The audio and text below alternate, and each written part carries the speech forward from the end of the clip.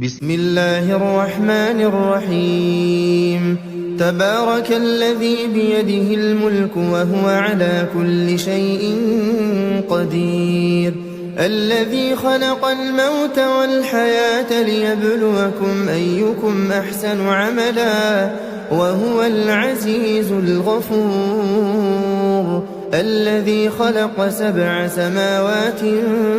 طباقا ما ترى في خلق الرحمن من تفاوت فارجع البصر هل ترى من فطور ثم ارجع البصر كرتين ينقلب إليك البصر خاسئا وهو حسير ولقد زينا السماء الدنيا بمصابيح وجعلناها رجوما للشياطين وأعتدنا لهم عذاب السعير وللذين كفروا بربهم عذاب جهنم وبئس المصير إذا ألقوا فيها سمعوا لها شهيقا وهي تفور تكاد تميز من الغيظ كلما ألقي فيها فوج سألهم خزنتها ألم يأتكم نذير قالوا بلى قد جاءنا نذير فكذبنا وقلنا ما نزل الله من شيء إن أنتم إلا في ضلال كبير وقالوا لو كنا نسمع أو نعقل ما كنا في أصحاب السعير فاعترفوا بذنبهم فسحقا لأصحاب السعير إن الذين يخشون ربهم بالغيب لهم مغفرة وأجر كبير وأسروا قولكم أو اجهروا به إنه عليم بذات الصدور ألا يعلم من خلق وهو اللطيف الخبير هو الذي جعل لكم الأرض ذلولا فامشوا في مناكبها وكلوا من رزقه وإليه النشور أأمنتم من في السماء أن يخسف بكم الأرض فإذا هي تمور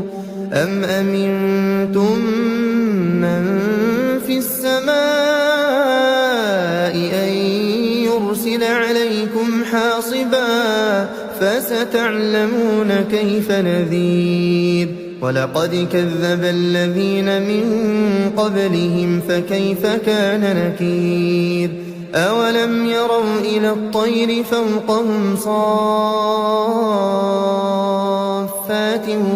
ويقبضن ما يمسكهن إلا الرحمن إنه بكل شيء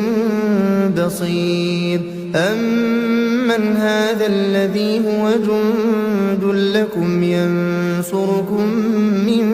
دون الرحمن إن الكافرون إلا في غرور أمن هذا الذي يرزقكم إن أمسك رزقه بل لجوا في عتو ونفور أفمن يمشي مكبا على وجهه أهدى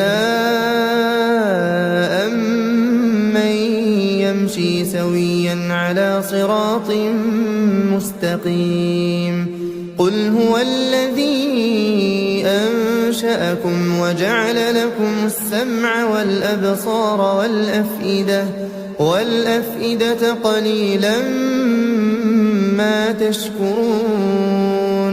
قل هو الذي ذرأكم في الأرض وإليه تحشرون ويقولون متى هذا الوعد إن كنتم صادقين قل إنما العلم عند الله وإنما أنا نذير مبين فلما رأوه زلفة سيئت وجوه الذين كفروا وقيل هذا الذي كنتم به تدعون قل أرأيتم إن أهلكني الله ومن معي أو رحمنا فمن يجير الكافرين من عذاب أليم قل هو الرحمن آمنا به وعليه توكلنا فستعلمون من هو في ضلال مبين قل أرأيتم إن أصبح ماؤكم غورا فمن يأتيكم بماء